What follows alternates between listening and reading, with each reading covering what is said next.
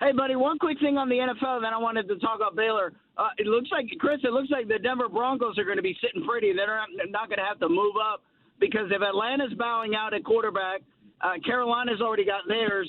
It looks like the 49ers, Shanahan wants one and Lynch wants another. So it looks like John Elway is going to be able to sit there and get a pretty decent quarterback without having to trade any capital. And everybody else is helping them out. So that is definitely one team you want to watch out for. What do they got, the 7th pick? What pick do they have? He's got 9. Well, let's go through it. So San Francisco 3, they take a quarterback. Atlanta. So Shanahan wants Wilson, and John Lynch doesn't. So well, they're not going to get Wilson. Forget Wilson. Wilson's going to the Jets. Forget that. They're not getting I'm sorry, not Wilson. Jones. I'm sorry, Jones, not Wilson. Okay. The Alabama kid. So, well, all right. Well, let's say San Francisco. All right, that leaves you 2 quarterbacks. Cincinnati at 5 is not taking a quarterback. Obviously, nope. Carolina's not taking a quarterback. Miami at 6 is not taking a quarterback. Who's at 7? Not even know. Who's at 7? I don't know. Yeah, he's going to have a chance to get a quarterback. He probably will. He's going to have a chance. And if he wants that kid from North Dakota State, I mean, perfect throwing in that weather. They're going to be sitting pretty. Okay, on Baylor. So Chris, I like Baylor tonight. 4.5. I definitely love the money line. Chris, they have 3 NBA guards.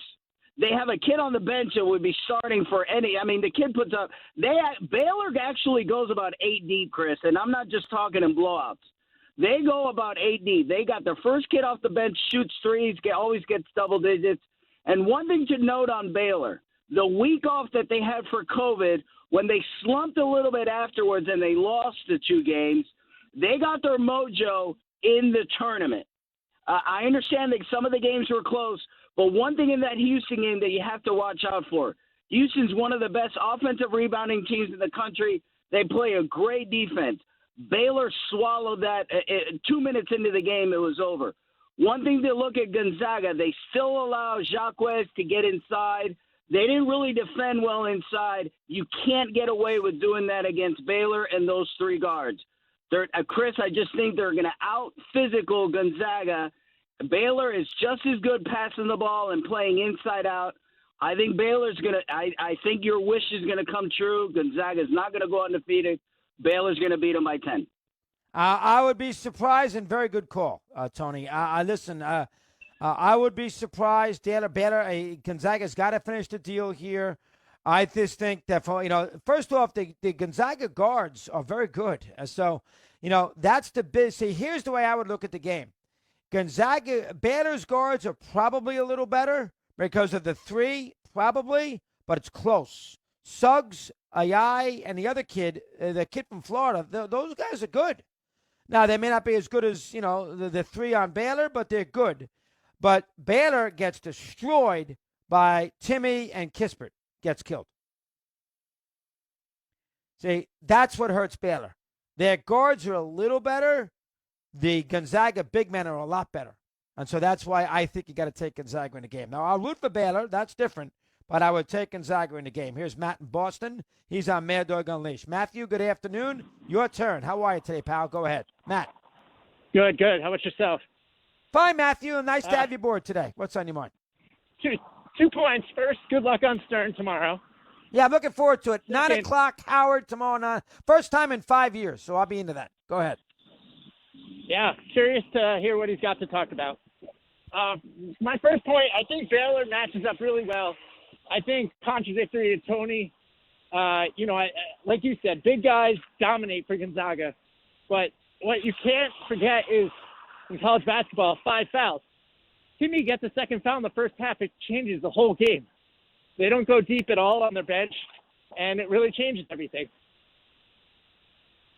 Yeah, I agree. If Timmy gets in foul trouble, they're in big trouble, Matt. That I totally agree with. You can't, but I can't evaluate a game based on fouls. Good call. I can't sit there and say I like Baylor because Timmy's going to get in foul trouble. That's hard to do.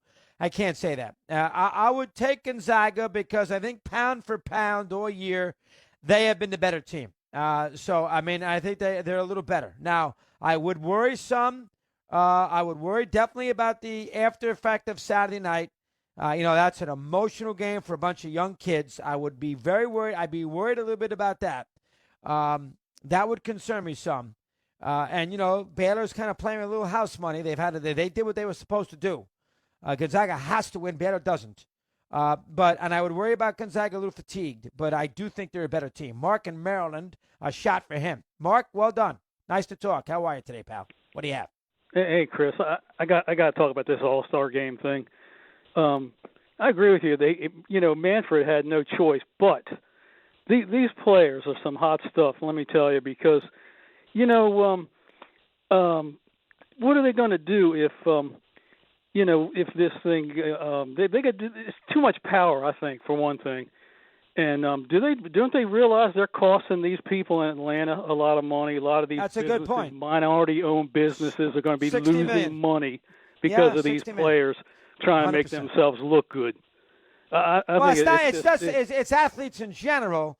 There is another side to this, the economic side, and nobody in the media brings that up. No. You are really hurting the city of Atlanta, and in some cases, minority businesses, lots of cases not, but minority businesses, you are absolutely crippling them who for 3 days would have, listen, it's a lot of local fans because of travel, but it's hotels, it's restaurants, it's cab drivers, it's a lot, and you are losing out on that. And that is after the media doesn't want you to know that, but you're right. The media, that's a factor. What else? Go ahead. It's just like they're cutting their nose off, despite their faces. You can make that argument. The players who just play the game. I don't know when it's going to be that they get to control what. They're supposed to just be players, and if they want to be into social justice, then go do that on your own. But I know people don't like hearing that, but I think there's some truth. I think a lot of fans want their athletes and entertainers to do what they do best, and that is sing, and that is entertain, and not make a social statement. I know a lot of people don't like people saying that, but and nobody says they can do anything they want. Yeah. We understand that, but you don't have to like it as a fan. Now you have one alternative. If you are that turned off by it, then blow off sports. Yeah, well, that's the thing. You really don't. You hate to have to do that, but the other thing too is like, what happens if this George Floyd trial doesn't go like they want? Are they going to boycott Minnesota too then, or what's going to happen with that? I don't know. They're going to say, all right, we can't play in Minnesota now if this thing doesn't go right. I mean, it's just they're opening up it's a thing that they're opening up a can of worms here that every time something doesn't go right, they're gonna boycott, and it's just not. That's fair.